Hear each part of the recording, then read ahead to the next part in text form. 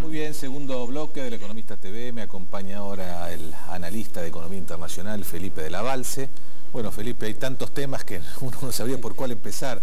De este escenario internacional, con la crisis europea, con centro en Grecia, con este menor crecimiento global, sobre todo en los países más desarrollados, el tema de Estados Unidos, donde el presidente Obama anuncia medidas que la oposición ya anticipa que no va a acompañar. ¿Cómo ves, empezando por la cuestión de Grecia, bueno, la supervivencia del euro? Bueno, son muchos temas. Son muchos temas. Hay mucha confusión en este momento. Mira, yo diría lo siguiente. ¿Cuál es la fuerza profunda que está generando toda esta confusión? La fuerza profunda es que hay un exceso de deuda. Hay un monto de deuda que es muy superior a lo que las economías creen que se puede pagar en los próximos años, sea vendiendo activos, sea generando nuevos ingresos. Y eso está generando una crisis que está como transitando y viajando de un lado para otro. Comenzó en los Estados Unidos en el sector inmobiliario, pasó a los bancos, de ahí ha ido a la deuda pública. De la deuda pública, ¿quiénes son los grandes tenedores de la deuda pública? Los bancos, vuelve a los bancos. Entonces tenés un circuito realmente donde la gente está como, hay pocas sillas y mucha gente para sentarse, y están todos corriendo alrededor de las sillas, ¿no? Entonces la situación obviamente va a requerir seguramente un proceso de ajuste de las deudas en los próximos años. En algunos países puede llegar a ser un default, como en Grecia. En otros países será una reestructuración voluntaria o negociada. En otros lados habrá un ajuste fiscal. Va a depender de cada país, de cada clase política. Pero lo segundo que es importante, fuera de este tema de la deuda, que yo creo que hay que entenderlo para entender lo que está pasando, es que esto está golpeando los sistemas políticos. No importa quién esté en el gobierno, la está pasando muy mal. En otras palabras, puede ser un gobierno conservador, como puede ser Berlusconi, o Sarkozy, o puede ser un gobierno más bien de izquierda, como el señor Rodríguez Zapatero, o Obama, que es un liberal, digamos. No importa quién esté en el gobierno, le está yendo pésimo políticamente. Y la otra cosa que está, y se nota y es muy importante, es que no solamente los partidos oficialistas o la gente que está en el gobierno está sufriendo la crisis, pero los opositores en muchos países están siendo mal vistos por la opinión pública.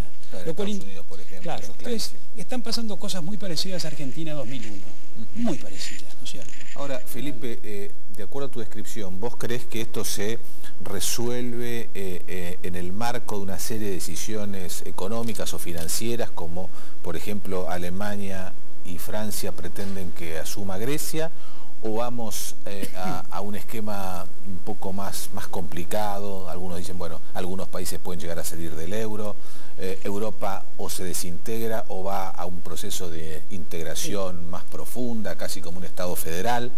Yo creo que lo que vos has dicho es muy importante, Juan. Europa enfrenta una crisis que es existencial.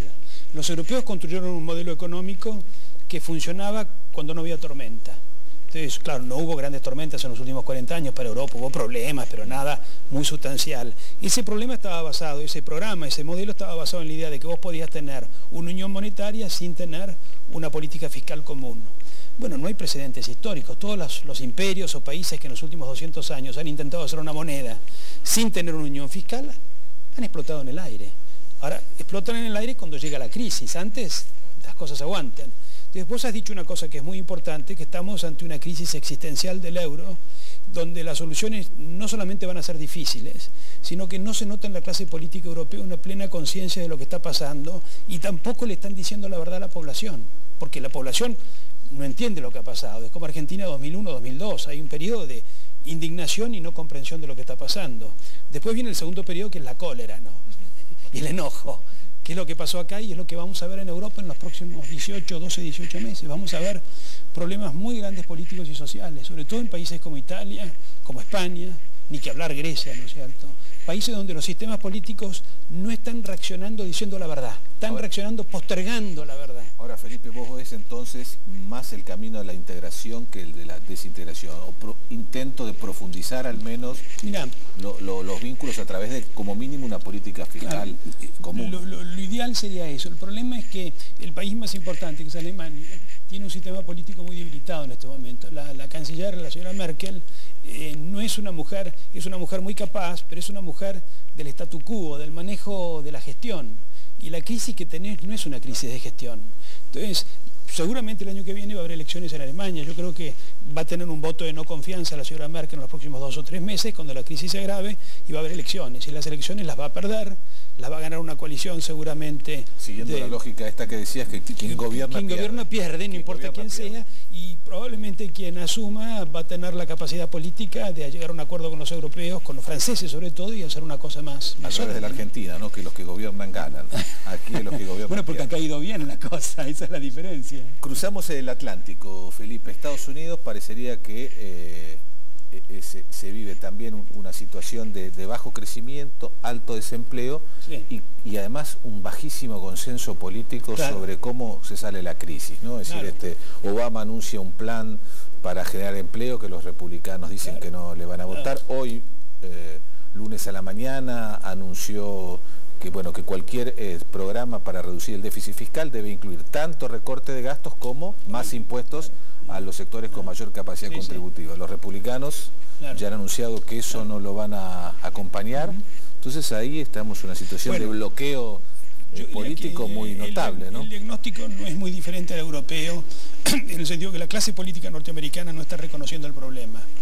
Ni Obama ni los republicanos están diciendo a la población: mire, señores, tenemos un problema gigantesco, la deuda pública es casi 90% del Producto Bruto, tenemos un déficit corriente del 10% y además tenemos 10% de desempleo, que para los Estados Unidos es mucho.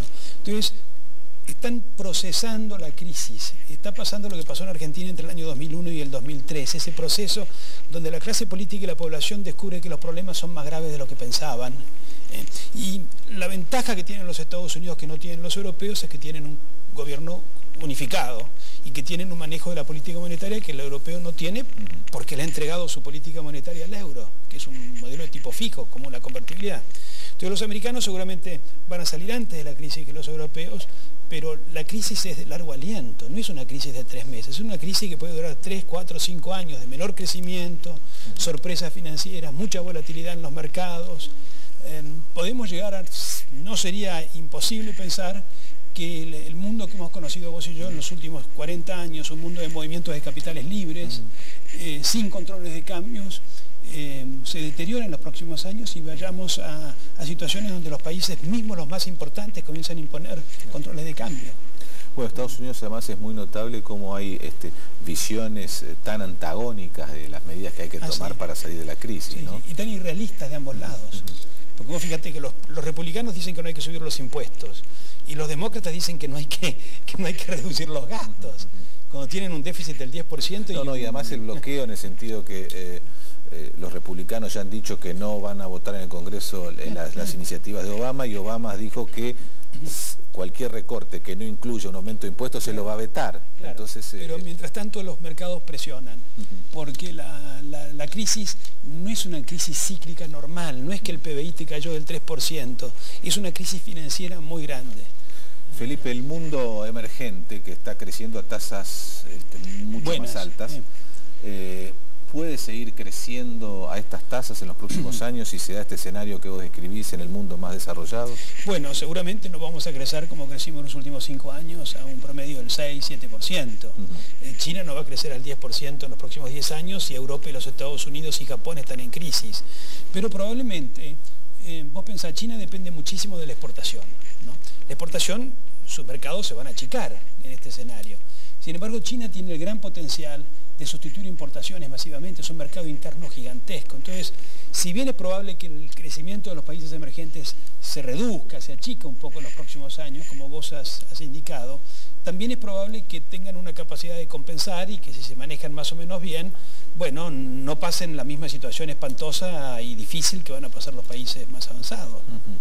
Este mundo es muy amigable para Argentina, menos amigable, hay que estar alerta a algunas cosas. Yo diría que es un mundo fundamentalmente muy amigable para nuestro país, el que comenzó hace 10, 15 años con esta gran demanda por los alimentos, por la energía, por los minerales, por los productos que nosotros podemos producir. Ahora, es un mundo en el cual para sobrevivir tenés que ser muy fuerte financieramente. Digamos, Argentina, si quiere sobrevivir y seguir teniendo éxito, tiene que tener superávit comercial y superávit fiscal. porque estás hablando de un mundo donde todo es muy volátil, donde es difícil acceder a los fondos, donde los precios pueden cambiar 30%. Entonces, si bien tu historia es una historia positiva, a Argentina le puede ir muy bien en los próximos 20 o 30 años porque hay cientos de millones de personas en el mundo que quieren los productos que producimos, cosa que no era así hace 20 años, ¿no? Entonces, eso es positivo, pero es un mundo más volátil, más inestable, donde hay más dificultades, y en ese mundo, para sobrevivir y ser un gran exportador, tenés que tener un manejo financiero y fiscal serio. Un poco como el que tuvo este gobierno entre el 2003 y el 2007, superávit fiscal y superávit comercial. Esa es la clave, digamos, para... Para mí esa es la clave, para poder sobrevivir y poder tener éxito en el mundo que se avecina. Muy bien, Felipe de la Balse, muchas gracias por estar en el programa. Gracias por la invitación. Nosotros nos despedimos hasta el lunes que viene. Chao, muy buenas noches.